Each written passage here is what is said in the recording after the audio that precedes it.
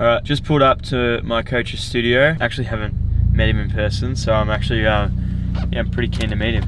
So we'll get inside.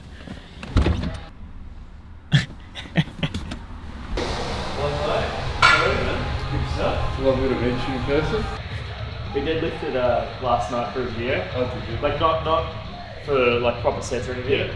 Because we did, I don't know if you saw that 2-person bench press. No, with you? Yeah, me and him did 2-person sandwich for the lift. So what you do, you bench together? Yeah. How? So we... On the floor? So we set up on a Smith machine, like one bench was all the way to the side of the other one. Yeah. And so we both just have enough room like to both bench. Yeah. And we got 180. On the Smith? Yeah. Okay, right. And then when we did the deadlifts last night, we got 320. Okay. Yeah. That's good. But then we can get 340 to figure out. No. 340. It's tough when you've got two people, you've got to coordinate it really well. Otherwise, if one person starts lifting before or after, it gets a bit... That 320 was like perfect. The And three was like perfect. And then injuries as well, dude. Just be mindful of that, especially now with like foods coming down. Yeah. Just be careful with that kind of shit. All it takes is one little like thing, one side or the other, and you kind of fucked. Alright, beautiful, man. I'll get into it. Do your thing. Any questions or anything like that, let me know. Yep. I'm just about to start as well. Yeah. If you want to get any like footage and shit like that of my session, feel free to, obviously. My best advice, like when you do like content stuff, is switch on, do your session. In between sets, you can like talk, do your shit. Yeah. But make sure that the session is primary content, just comes by nature. Yeah. Because you are in a contest prep. Yeah. You're going to be a competitive bodybuilder. That's serious. Yeah. You know, take it seriously. Yeah. Right? What do you usually start with deadlift wise, like on the bar? I usually do 20s. Like a 20? Have you ever used calibrated plates? Do you know what they are? The variance in weight is like minuscule. I think there's like an allowance for like a 0.1, like 0.001%. The way that they do it is they'll obviously make the plate. This is just a little bit of history, just so you know. I don't know if you're interested or not. The way they make the plate is, I don't actually know how they actually make it, but they'll weigh it, and let's just say this is supposed to be 25, and it's like 24.89. Yeah. Right? Underneath these stickers, if you peel them back, there's a little hole, and basically what they do is they fill the hole with the necessary weight to adjust it to like be perfect, and then put the thing on. So that's how it actually is 25 kilos always. Whereas with a bumper, there's some variance. Right, like there's allowance. And then the other thing too is as bumpers like get used in gyms and they degrade and they chip, you know, if that's 20 kilos, if you get chips everywhere here and there, you can a couple 100 grams give or take per plate. You know? I've actually weighed one of the Jeremy's white plates, 20 kilos, and it was like 18. I'm like, that's fucked. I couldn't believe it. I'm like, I feel so much weaker. Do you know what's funny, dude? Everyone that I know, or any clients or just friends that train at Derrimut, whenever they train elsewhere or even here, they're like, oh, I'm way stronger at Derrimut. What the fuck? Alright, cool, bro. Is this pretty much your choice? Yeah. Excellent. Are you a big fan of Monster? Yeah, I just had that there. I was like, I don't really feel like wanting to itch my skin off today. And as I've said to you a few times in prep, like when you're in this just like hyper-stimulated state for long periods of time, it is kind of stress-inducing in the body. And part of prep is managing those stresses. So you want enough where you can function, go about your day, like you said, curb some appetite, get your sessions done, but you don't want too much where you just like cracked out all the time. And you're just in a stress state, you know? You know what I mean? You might have 500 milligrams of caffeine over the day, but it's in the morning and arvo, and you could be okay. And you have 150, say, but at 8 p.m. at night, and that's going to affect you worse, you know? Pretty cracked out. Yeah, exactly. Jump deadlift.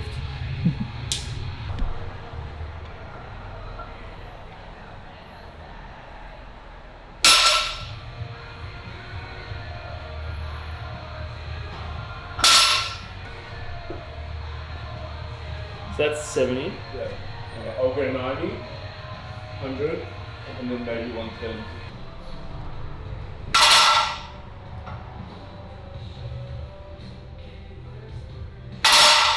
Let's go now.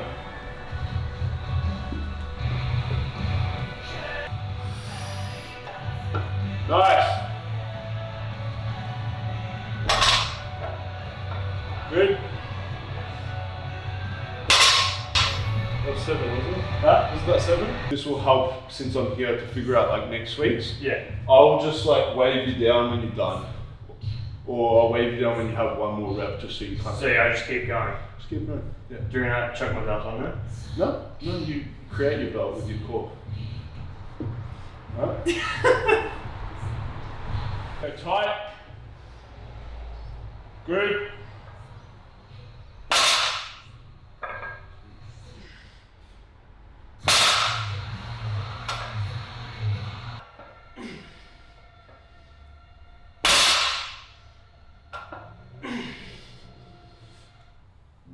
Let's go, man, come on! Yes! And again, come on! Nice, stay tight. There you go, come on! Nice! One more. Good! Come on! There you go.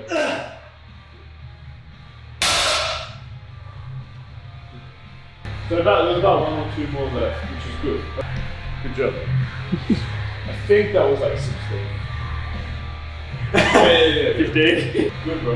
Really good. I really need to try that. Yeah.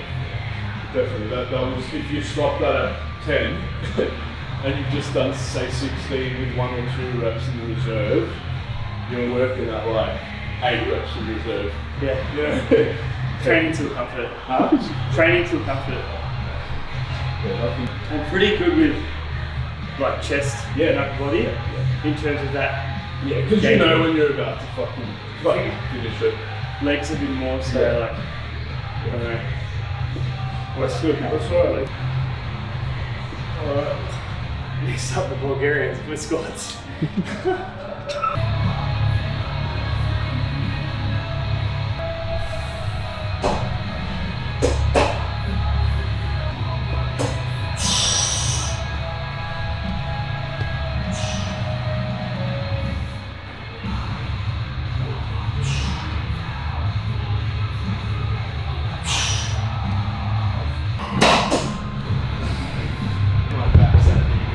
Dude, you see how far his head was? His back's just like, dude, your head was like that far. I know, I've copped that comment before. Yeah, because like if someone's like, hey dude, like put your head on the bench, I'm like, yeah, okay. It's straight. Sure, that's more optimal. And I bought everything. Basically how we started, I had a garage in lockdown. Yeah. As soon as like we went into lockdown, some of the boys that we were training with were like, well, we're not going to take this, like no training. So we started renting some equipment out. Yeah. Filled my garage up. I'd have people come in, we'd train. Then as time went on and we realized like it wasn't going to be 2 or 3 weeks, it was going to be months. Yeah. Instead of renting that equipment, we started like taking it back and then buying stuff. Yeah. I don't know if you know, like at that time, the market was ridiculous.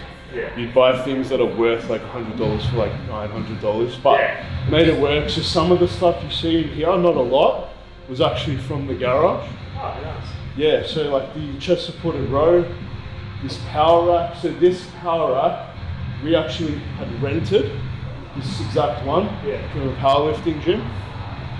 And then like I said, as soon as we started realizing it was going to be a little while, I found this exact one on Marketplace, so I bought that, took the rack back. I bought plates, so took the plates back. Yeah. I bought a bar, took the bar back, shit like that, right? It sounds satisfying. It was kind of hectic, obviously, but it was really fun. Like I became just entrenched in Marketplace every second of the day. And then some of the other boys that were training there, like sending links, like get this. But the problem was everyone wanted it. So once something was listed that was like sought after, like a fucking power bar was like gold. Yeah. Right? Because all the places that you could buy stuff from brand new had sold out. So it's literally just like second-hand stuff, and you're like paying more than brand new prices for a used power bar, right? And everyone wanted it. So once it's listed, you'd message someone, it'd be like listed 5 minutes ago, hey, when can I pick up? Oh, sorry mate, already sold it. You're like, fuck, right? So anyway, accumulated some stuff, really enjoyed having my own space. And then at that kind of time is when I was just training like a few people. So started training a couple of people in the gym. Once like gym started opening up, still had the garage, so I'd go back and forth.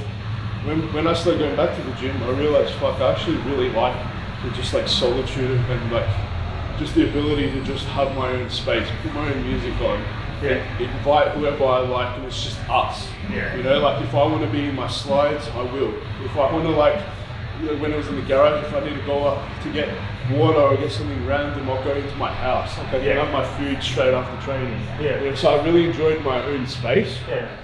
Which I always wanted, but I didn't realize how much I loved it until I was forced to have it. And as soon as gym started opening, I'm like, this place came available. It's really close to home, so like I'd seen that it was for lease.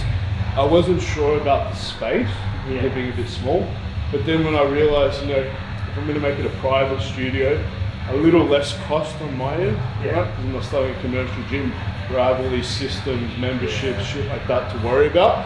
But it's enough where I can train in it. And then the original goal was just utilize the space as best I can. So every piece serves multiple purposes. Like something like this cable station, you could do so much with. The barbell, dumbbells, like you don't see useless shit in here. It's all the essentials. And then because it's small and I've only got a few pieces, every piece I would say, in my opinion, and I don't think I'm biased because I've used a lot of shit, is quite good for like what it is. So like that leg extension is a really good one. It's not just a leg extension. That hack squat is also really, you've probably never seen it before. It's quite rare. It's all super high quality.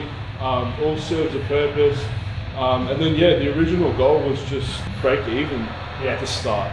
You know, so like I have a place for myself to train. I can also have somewhere, you know, like a brick and mortar spot for my business, and not just be like an online guy who doesn't really have a meeting spot. Like the fact that we're doing this right now in my space makes me really happy, because I have a client from Ascend who's utilizing my space as opposed to like, oh, let's meet in a gym. You know. That's good. And so that we broke even like really, really quick. So I was happy, and then now after that, anything's just a win. You know, I don't really care like how much the gym makes here. As long as I'm not going into my own pocket to like keep the rent and the water on and the lights and all that kind of shit. You know? That's good. Very good. When did you start getting into lifting? I played tennis when I was very young. With those forearms. But when I say I played tennis when I was young, I literally mean like I started maybe like at 8 or so years old, tennis, and then when I was 12, my dad actually, this would be really cool, bought me this weight tree, this actual one. When I was 12 years old, and he bought me, I think from these actual dumbbells as well, from 1 to I think it was 5 kilos, for me to get stronger for my serve in tennis. Right? So then what would happen is we started with 1 to 5 kilos. We'd do just like random little exercises, like some shoulder pressing, lunging, just general stuff. And I was 12, so I wasn't yet ready to be exposed to like super high loads. It was more just about getting a bit stronger, and also injury prevention. Very quickly outgrew, like the exercise we were doing, outgrew the 5s. So then we would go to like Sports Mart, and it'd be like a treat, like, here, we'll buy a pair of 6s. And we'll go, fuck yeah, like I leveled up. And then we buy a pair of 7s, a pair of 8s, and then we bought 10s. So we're doing stuff with all of these weights. Within a few months, maybe like 6 months, I was really into it, but I only had that. He actually took me to the gym that he was training at. So I don't think I'd turned 13 yet, or it was the middle of year 7. So I think it was turning 13. So I've been 12 turning 13. So I joined the gym. I would still go with him. We were just doing basics, chin-ups, dips, lunges, shoulder pressing. I was very fortunate to like have someone guide me. My dad's a boxing trainer, he's in boxing. So he doesn't know a lot about weight training, but he knows about the fundamentals to get strong for sport. So I was fortunate that I didn't just jump in and start doing bicep curls and bench press 4 days a week. Yeah. I actually was doing like full body routines and slowly overloading. Yeah, nice. Anyway, probably maybe like another 6 months into that, so that we're going into like mid year 8, I started noticing, I was still playing tennis at the time and I was getting quite good at it, but I would notice, like, let's just say my game was on Saturdays. Friday night after school I would want to go to the gym, but I knew I'd be fucked for tennis. Yeah. So that would annoy me. And it started this thing where on Saturdays I wouldn't play as hard because I really wanted to have energy to go to the gym after training, after the game. Yeah. And it's just like this natural progression where I started falling out of love because there was this thing that I actually really wanted to be good at. And I didn't know what it was, like whether it was bodybuilding or powerlifting, I just wanted to be in the gym. Yeah. I enjoyed that progression. Yeah. And so like I said, about 6 months after joining the gym, I like said to my parents, which I kind of feel sorry for now when I look back, because they would have invested lots of time and money into tennis, that hey, I don't want to do this, I should go to the gym. Right? And then my dad's probably kicking himself like, fuck, I should have got him into this, right? Yeah. But they were all on board, you know, they're loving parents. They were like, whatever makes you happy. Yeah, that's good. So very quick, like I said, started looking for ways to not use energy playing tennis to go into the gym, and then at that point I knew it was over. Like my focus is shifting to just going to the gym. Yeah. A few months after that, I know this is getting a little bit long, but this is the backstory. Because I was going, I had some direction, but I kind of outgrew Dad's knowledge. Yeah. He had I think it was his boss or a friend or something, who was getting trained by like a quite an accomplished bodybuilder and powerlifter. Yeah. And he had knew of him because in similar circles. And so he took me to that trainer. His name's John DeStefano. Taught me lots of what I know, not everything what I know, but the foundations have definitely laid that for me. Yeah. And I'll be forever grateful he knows that. Yeah. So it took me there. So I would have been like 13, about to turn 14.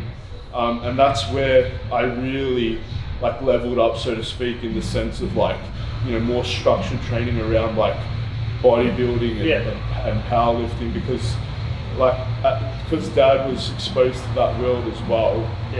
He knew some bodybuilders, and he knew just like, you know, whatever is involved, like with the training, it needs to be diet, needs to be tailored, and so he wanted to get me around if that's something I was interested in. I started watching YouTube and all that kind of shit, and it's 2009, so this is like a decent amount of time ago, right?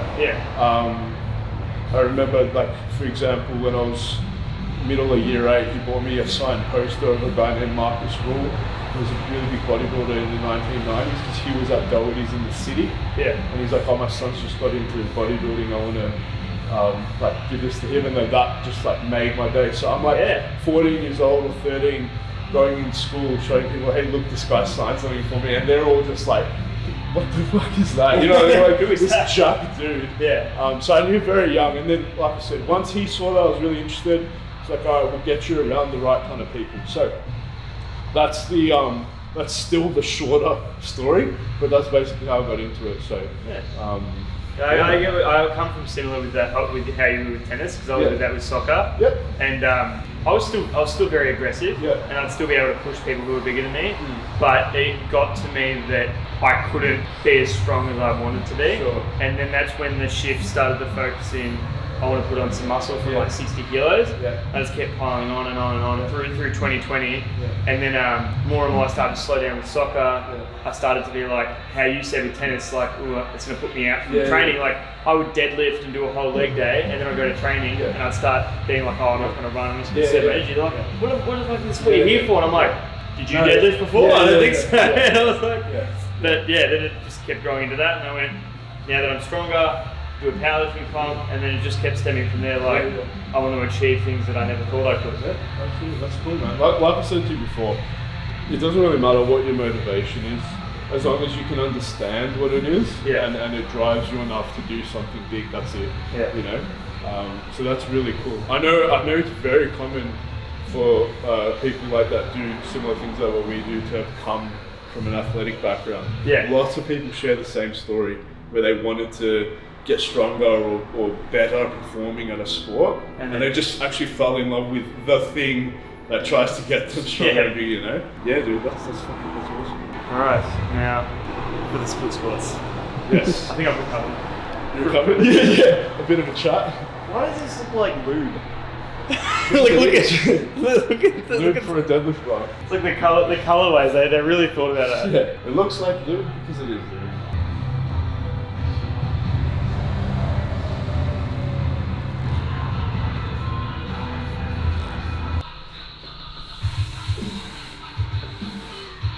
That way, if you step onto, like, so when you're doing your Socks are. yeah, like this, and then you go like that, and I'll shift those around. Yep. Don't actually pull yourself up.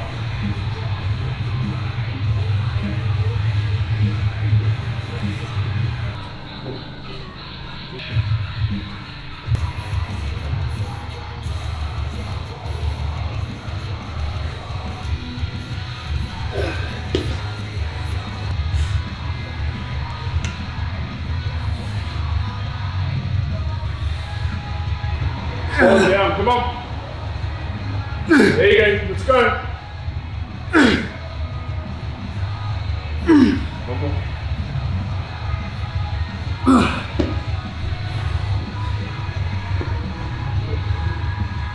That was fine. So you hit the rep range, 10? 20. 20, yep, 20 reps. So, yeah. That speed was alright. Speed was good.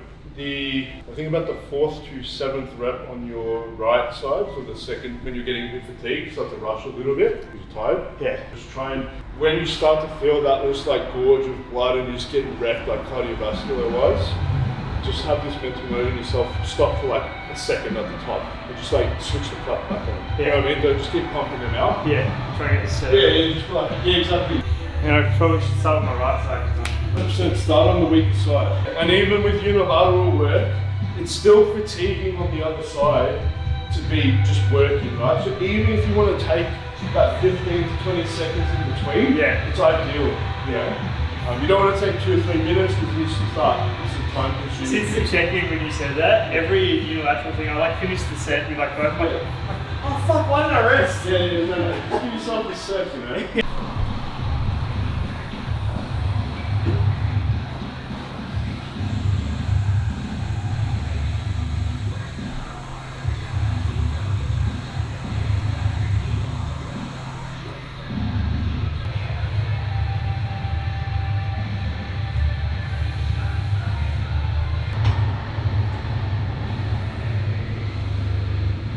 That was a better one. So just before it bottoms there. Yes. There, yes. Do one more. Yeah. Yeah, so you make sure that the muscle is responsible for the change of direction. Yeah. Not that you're getting a bit of like a bounce. Yeah.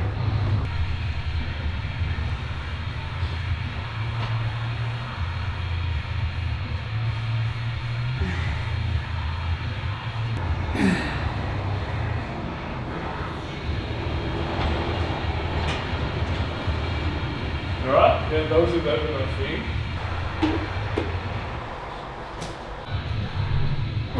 Come on.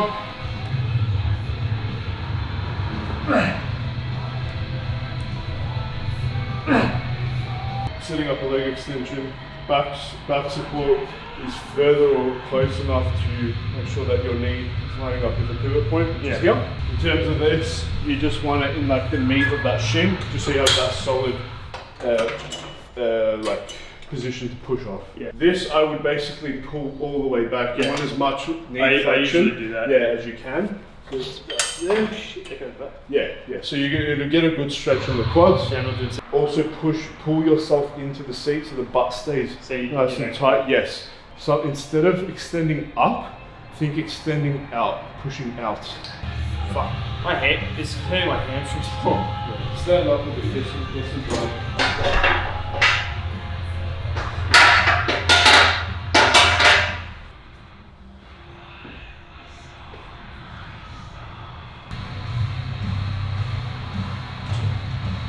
Yes.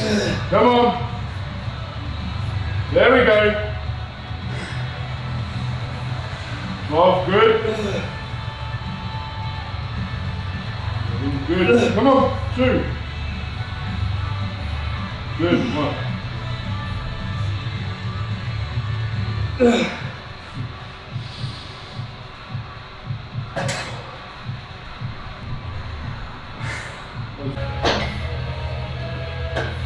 Give it a go while I'm here, and then you're good now to go.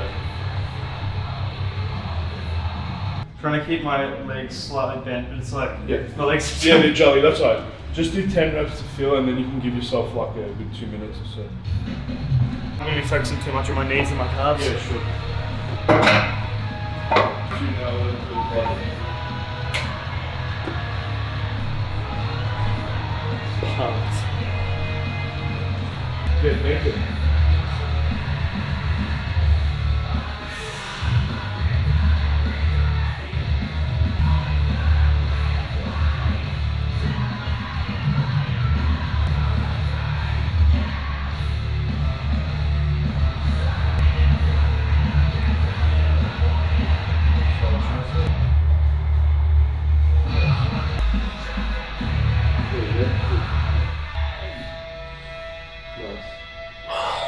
Same thing as this crunch blow your air out. There you go. Little abby's popping out now. Nice. You can do, there's a crab, there's a hands on hip, there's also like a hands clasp. It's like this, like that. Yeah. Yep. And then your elbows flare out. Yeah, because then you look narrow when you go back. Yeah. See, look at that, it doesn't look good. And then think about really pushing those shoulders forward and crunch down on the abs. There you go. So crunch down on the abs but toward the chest. So you don't want to look like it. There you go. Yeah. Nice. I'm more used to it. I think the other one's better on you, man. So isn't it like Quarter turns, yes. The best way to do a quarter turn is think you've got a barbell in your hand. Alright, so see when you do it, you've got like one hand up here, one hand down there. Yeah. Think you've got a bar so that it's the same height. Yeah. Good. Probably needs a bit more work, but like that's better already. yeah. So do you want to do one full round? Just so you got it of all of them properly? Yep. Okay. So let's do front relax. Cool. So make sure we're switching on the legs here. Yeah. I just completely forgot. Yeah, I know this part. Just a little bit. So go quarter turn to the right. Good, blow up. Yeah, good. Think about your left arm too, pinching, squeezing down on that lat. So blow out your air. Squeeze down on the lat with your left. Yep. Nice. When you turn to your right. Good. When you turn to your right. Same thing here. Blow your air out. Right now you won't be able to tell because there's still some body fat to come off. But when you're leaner, you blow the air out. Yeah, this should come in. Okay? So you want to practice that. Quarter turn to your right. Alright. Front to you. So when you go back to your right, you jump into the relax. You're never going to just be like this. Yeah. So quarter turn to your right. Cool. Then from there you get into your front relax and you wait. Okay. Front double bicep. Relax. Front lat spread. Nice. Relax. Side chest.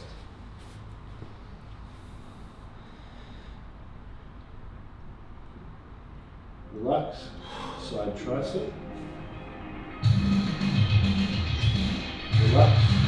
Back double bicep.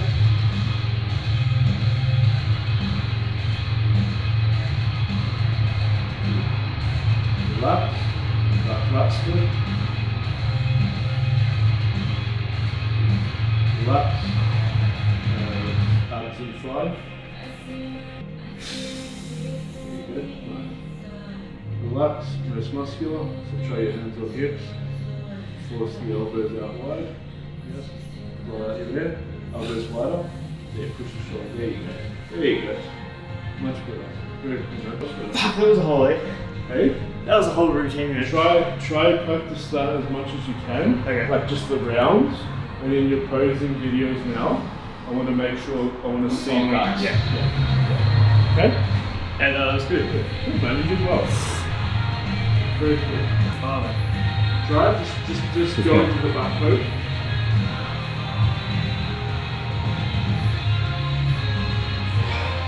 It's close. Alright, my legs absolutely cooked. Look at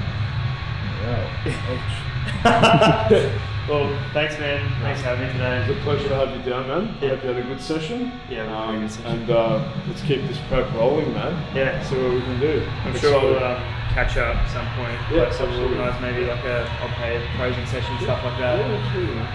Get into it. I'm here whenever you need, bro. So, Yeah. Awesome, man.